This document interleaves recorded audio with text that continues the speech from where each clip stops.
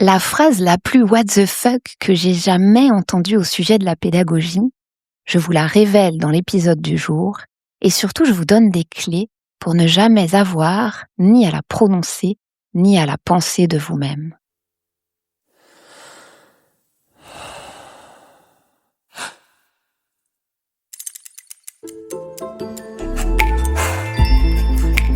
Transmettre.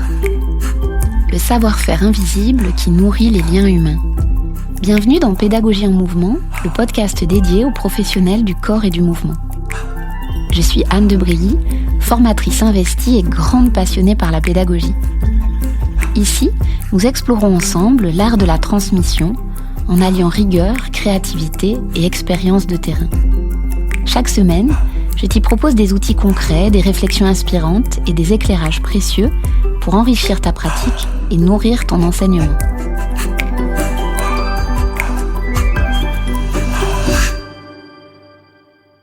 Un jour, en échangeant avec une personne qui était et qui est sûrement toujours prof, et par ailleurs formatrice, « Ah, je sens que j'ai plus rien à apprendre sur la pédagogie. » Mais d'où tu te dis que t'as plus rien à apprendre en pédagogie? D'où, alors que t'es prof, formateur, formatrice, t'aurais plus rien à apprendre? Mais d'où tu te poses plus de questions sur ta propre pratique pédagogique? D'où tu considères que ta manière de transmettre, elle est pleine, entière, aboutie, intouchable? D'où tu continues pas à observer, à ajuster, à affiner ta propre pratique? D'où tu penses que lire un corps, guider le mouvement, accompagner un ou une élève, ça peut être figé dans le temps? Alors je vais être claire, quand je dis ça, c'est pas une question de jusqu'au boutisme, de perfectionniste, de devoir toujours en faire plus. Mais c'est une question de réalité. La pédagogie, c'est pas un stock de connaissances, de savoir et de savoir-faire qu'on aurait dans un carton ad vitam aeternam. Intrinsèquement, la pédagogie, c'est une pratique vivante qu'on va devoir confronter à un contexte donné, à un type de lieu d'enseignement, à un type d'apprenant, apprenante, à un niveau des personnes qui nous font face, à des façons d'apprendre qui évoluent aussi elles-mêmes beaucoup avec le temps.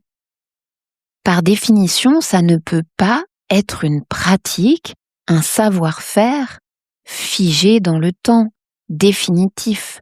C'est un ouvrage qui est à remettre sur le métier à chaque jour. Alors, je voudrais tout de suite dire deux choses. La première, attention, c'est que c'est pas si simple que ça. Peut-être que toi qui écoutes cet épisode, tu dis mais de toute façon, je suis en train d'écouter un épisode sur la pédagogie. Bien sûr que je me sens concernée. Bien sûr que je souhaite faire évoluer mes pratiques. Mais attention, je vais te donner des clés de lecture dans ce court épisode pour aller creuser en toi-même des endroits qui mériteraient de l'être pour pouvoir continuer à te faire avancer. Et puis la deuxième chose que j'ai envie de dire tout de suite, c'est comme une sorte de disclaimer, parce que la pédagogie, c'est extrêmement demandant, professionnellement, humainement, c'est extrêmement questionnant. Et il y a des périodes de la vie où ça peut être plus difficile d'aller creuser sur soi quand, par exemple, on a une vie personnelle qui peut être ébranlée par plein de types d'événements, ou même sans parler de grands événements de type deuil, déménagement, séparation, etc.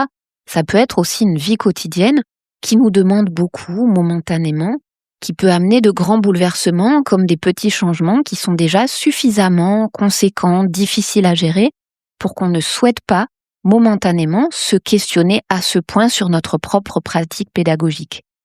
Mais attention, il y a un mot que je viens de dire, c'est momentanément. C'est de ne pas se leurrer soi-même, de se dire, là, pendant quelques jours, quelques semaines, une paire d'années, je vais être moins disponible sur le fait de questionner ma pratique pédagogique. Mais ce n'est pas un point de vue qu'il faudrait avoir pour toute une vie d'enseignant-enseignante. La remise en question, elle est nécessaire à notre propre progression pédagogique.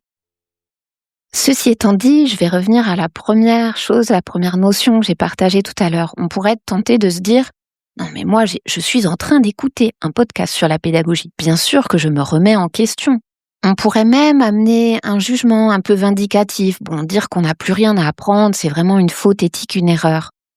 Alors qu'en fait, je trouve que cette phrase « Je n'ai plus rien à apprendre sur la pédagogie », c'est presque plus un symptôme qui est révélateur du plafond invisible que l'on peut avoir dans notre propre transmission.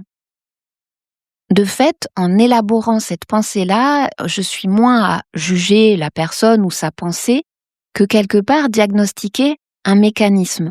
Pourquoi est-ce qu'on se dit « je n'ai plus rien à apprendre en pédagogie » ? Pourquoi est-ce que quelqu'un arrive sincèrement à penser qu'il ou elle n'a plus rien à apprendre ? Et il y a quelques pistes qui sont assez solides d'ailleurs, issues de la recherche en sciences cognitives, qu'on peut aller mobiliser pour creuser en nous-mêmes notre propre réflexion et la faire avancer. Un premier mécanisme dans lequel on pourrait être prise, c'est ce qui s'appelle l'effet Dunning-Kruger. Moins une personne maîtrise un domaine plus ou moins complexe, plus elle va surestimer sa propre compétence. Dans les épisodes précédents, je vous ai déjà cité des exemples davantage en lien avec l'anatomie. Je me souviens une fois d'une sophrologue qui m'avait dit « Oh, mais la respiration, ça va, je connais ». Et peut-être, après tout, je n'en sais rien, que les connaissances étaient déjà pleinement là. Mais pour enseigner depuis plus de 20 ans à des domaines corporels différents, je sais qu'il y a des forces qui sont en jeu dans la respiration qui sont assez peu connues. Quand bien même cette personne les connaîtrait, je me dis si le niveau de connaissance était suffisamment là, elle se dirait « Ah, mais il y a quand même toujours des choses à apprendre. Ah, j'aimerais bien affiner au sein de la physiologie de la respiration tout ce qui concerne sa commande motrice. Où est-ce que ça a lieu? Quels sont les enjeux quand on guide la respiration ?» Et en effet, si le niveau de connaissance était suffisamment conséquent, la personne n'aurait pas peur de se remettre en question sur tout ce qu'elle a à affiner. Vous savez, c'est un peu la phrase de « moins on connaît, plus on est sûr de soi ». Donc, méfions-nous de nous-mêmes par rapport à des endroits où on se dit « ça va, les doigts dans le nez, je connais ». A fortiori sur la pédagogie, puisque de fait, même si on a plein de savoir-faire dans sa malle à outils pédagogique, on sera toujours confronté à un contexte donné qu'on connaît plus ou moins, mais cet ici et maintenant, on ne l'a par définition jamais vécu et on ne le vivra plus. Donc imaginez qu'on a des connaissances, des savoirs, des savoir-faire qui sont là ad vitam, c'est impensable par rapport à la pédagogie. Et pour aller plus loin que cet effet Dunning-Kruger, il y a aussi l'idée d'aller questionner nos propres angles morts. Parce qu'il y a certains savoirs, certains savoir-faire que l'on n'a parfois tellement pas que l'on ne se rend pas compte qu'ils existent. Je vais vous donner un exemple très concret puis qui est très actuel pour moi. M'a été demandé récemment d'assurer la coordination pédagogique d'un projet qui comporte lui-même, entre autres, à la fois un stage et puis une soirée de rencontre. Je me mets donc à l'ouvrage avec la personne concernée par le stage, la personne principale qui va intervenir pour le stage. Sauf qu'en fait, de la coordination pédagogique, la demande qui était initiale et qui correspond au besoin d'amener une cohérence au sein de tout le stage, je me suis retrouvée à faire aussi de la supervision pédagogique, c'est-à-dire questionner les pratiques elles-mêmes, de la structuration globale de tout le projet, y compris de la soirée rencontre qui était prévue. Je me suis retrouvée aussi à faire de l'accompagnement individuel, finalement du coaching, presque même du mentorat, pour la personne intervenante, pas seulement pour la faire monter en compétences, mais aussi pour lui permettre un meilleur positionnement, pour lui permettre d'asseoir son autorité, sa légitimité par rapport au public qu'elle allait rencontrer et à cet événement un peu extraordinaire. Et puis je parlais de faire monter les compétences, je me suis retrouvée presque à faire de la formation en pédagogie. Et tout ça, j'allais dire, c'est pas grave, je sais le faire, ça pose pas de problème. Mais ce qui m'a fait tiquer, c'est qu'au départ, la demande, elle était sur de la coordination pédagogique, dont j'avais demandé que les contours de cette mission soient extrêmement précisés pour que moi, je puisse évoluer dans un cadre confortable et qu'il y ait une reconnaissance structurelle à la mission qui m'était demandée. Sauf qu'en fait, la personne a mis plus d'1 mois pour me dire « mais je me rends compte que la coordination pédagogique, elle a été demandée, mais je ne suis pas capable de définir ce que c'est. » Et c'est pas grave en soi, mais ça a demandé beaucoup de temps, d'énergie, de prise de conscience pour que la personne se rende compte que finalement, elle ne savait pas ce qu'était de la coordination pédagogique. Ce qui, au passage en face, a expliqué mon niveau de fatigue parce que j'avais l'impression d'apprendre à un vigneron à faire son métier en même temps que je faisais pousser la vigne. Et souvenez-vous de ma phrase tel un mantra que je mentionnais dans l'épisode précédent au sujet de l'anatomie, mais c'est la même chose pour la pédagogie, ou pour n'importe quel domaine d'ailleurs. C'est pas grave de pas savoir. C'est plus gênant de croire qu'on sait alors qu'on ne sait pas, et c'est pire de croire qu'on sait alors qu'on ne sait pas qu'on ne sait pas. Mais pour la pédagogie, c'est de se dire comment je peux évoluer sur des sujets dont je ne sais parfois pas même qu'ils existent. Et c'est là où non seulement l'échange entre pairs va être bénéfique, mais ce qui va être nécessaire, c'est de se confronter à une personne dont c'est le domaine d'expertise, qui va pouvoir vous dire, tel que ce que je fais dans les accompagnements individuels, tel que ce que je fais surtout au sein de Dynamo, vous aider à progresser sans jugement aucun sur des sujets extrêmement profonds en pédagogie et surtout à l'intégralité des grands paramètres qui constituent la pédagogie, que ce soit la relation humaine, les outils, les savoir-faire, la lecture du mouvement, les biais cognitifs, le travail de la voix ou des éléments plus précis comme le vocabulaire ou le rythme du discours. Donc il s'agit en somme petit à petit d'acquérir davantage de savoir-faire et aussi de les manier dans des contextes différents, mais avant ça, d'augmenter son niveau de conscience. La phrase que je vais dire va ressembler à un slogan politique, je suis désolée, mais véritablement la conscience, c'est le début du changement. Phrase à méditer s'il en est, mais je voudrais maintenant amener une autre piste que l'effet de Dunning-Kruger, c'est l'illusion de maîtrise que l'on peut avoir. Parce que répéter un geste, enseigner depuis longtemps, et puis de fait, quand on est prof, la répétition, ça fait intrinsèquement partie du métier. On aura de cesse de répéter un geste, une consigne donnée.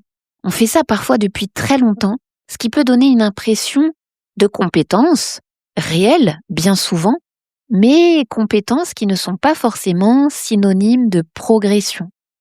Et c'est pas le même endroit de questionnement que celui que je mentionnais tout à l'heure.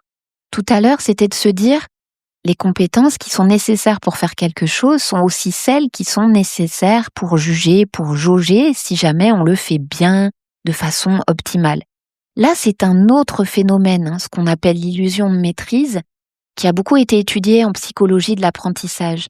C'est le fait que répéter une action, l'enseigner, la pratiquer régulièrement, ça donne l'impression d'une fluidité, qui peut être le cas, mais cette fluidité, elle est un peu trompeuse, parce qu'on peut interpréter ça comme « c'est facile, donc je maîtrise ». Je maîtrise, donc je sais faire. Je sais faire. On est à 2 doigts du « je n'ai plus rien à apprendre ». Sauf qu'en fait, la fluidité, elle va venir de l'habitude, bien sûr, mais elle n'est pas forcément le témoin de la précision des mots dans le discours, par exemple, de la justesse de positionnement pédagogique ou de la capacité à s'adapter. Et ça, en pédagogie, c'est un piège énorme, parce qu'on peut enseigner depuis plusieurs décennies et refaire la même chose à chaque fois, avec les mêmes mots, avec les mêmes consignes, avec les mêmes angles morts, avec les mêmes biais cognitifs que l'on n'aurait pas questionnés, et avoir pleinement la sensation d'être solide, alors qu'en fait, on est stable dans notre propre répétition. Et là encore, pour sortir de ce schéma, il faut se questionner sur ses propres pratiques. Ce qui fait à mon sens pleinement partie d'une formation continue en pédagogie. Savoir se questionner sur ses propres pratiques. Confortable ou non? Fluide ou non? Optimal ou non? Peut-être à faire progresser davantage, même si on était confortable à certains endroits. Et là, vous allez peut-être vous dire « Waouh, c'est trop pour moi, j'ai pas envie d'être complètement bouleversée dans mes propres pratiques. » Et c'est là où je dois vous témoigner du parti pris que j'ai par rapport à la pédagogie, c'est de toujours partir de ce que la personne sait bien faire. Par ailleurs, de ce qu'elle aime bien faire. C'est pas la même chose, savoir bien faire, aimer bien faire.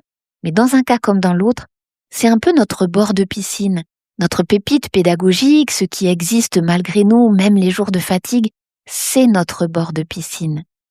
Celui auquel on va pouvoir revenir avant de repartir dans le grand bain pédagogique, là où on n'a plus pied, et puis revenir régulièrement à cet endroit où on est davantage confortable.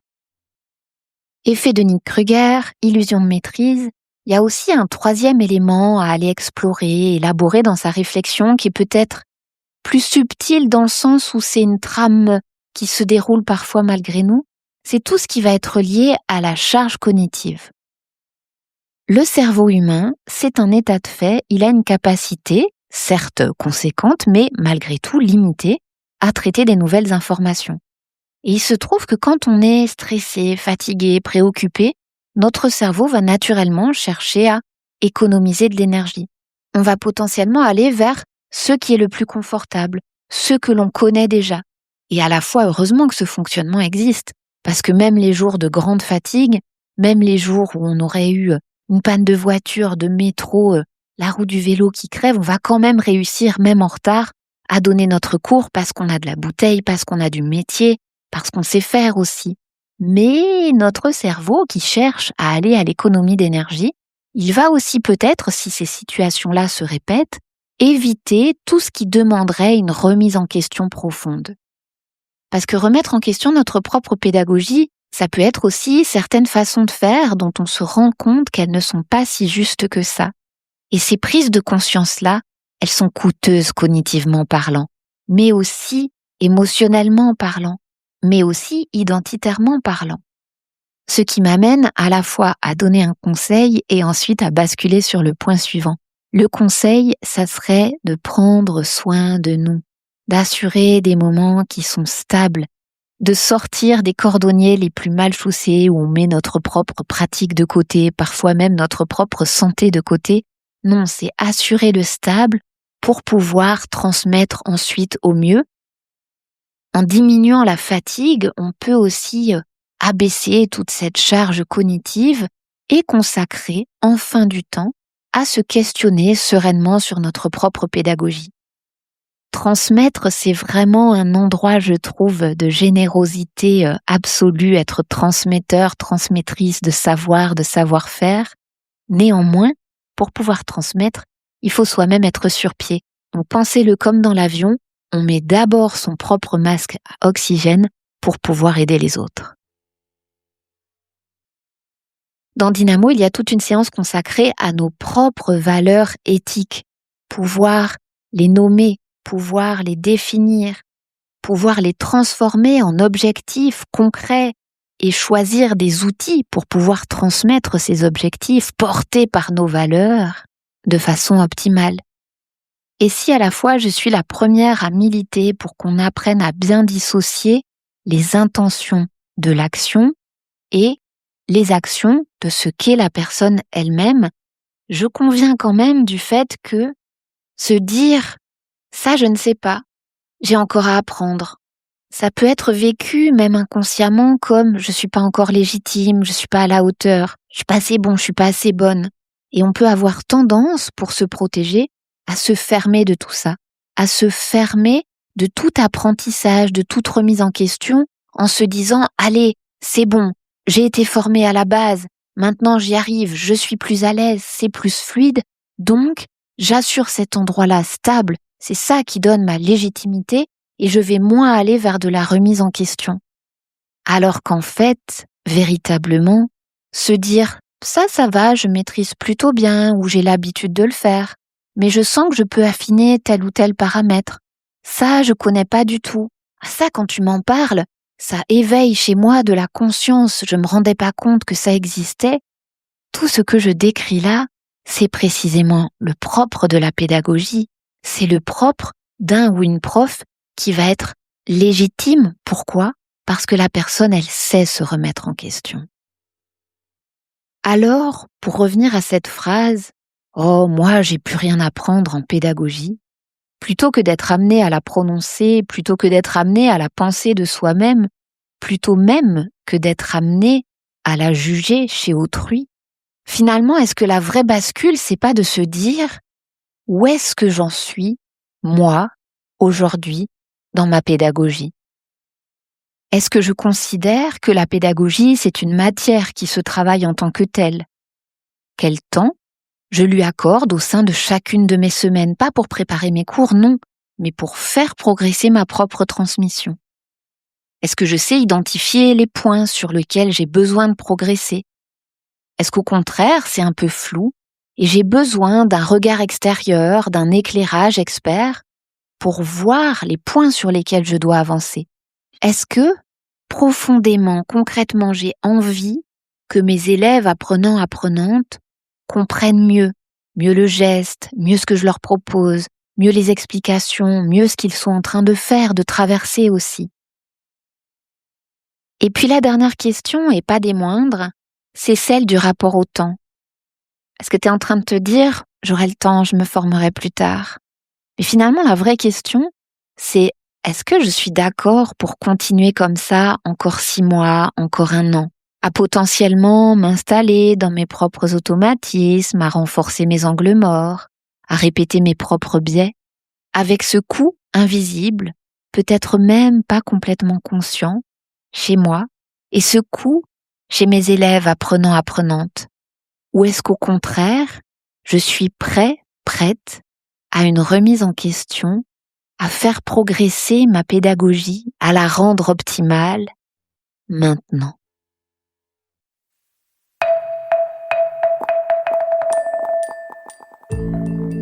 Merci infiniment pour ton écoute. Si cet épisode t'a plu, je serais très heureuse que tu partages avec moi ce avec quoi tu en repars. Pour ça, laisse-moi un commentaire sur Spotify ou dans l'application Apple Podcast. Prends bien soin de toi et à très vite pour notre prochain épisode ensemble.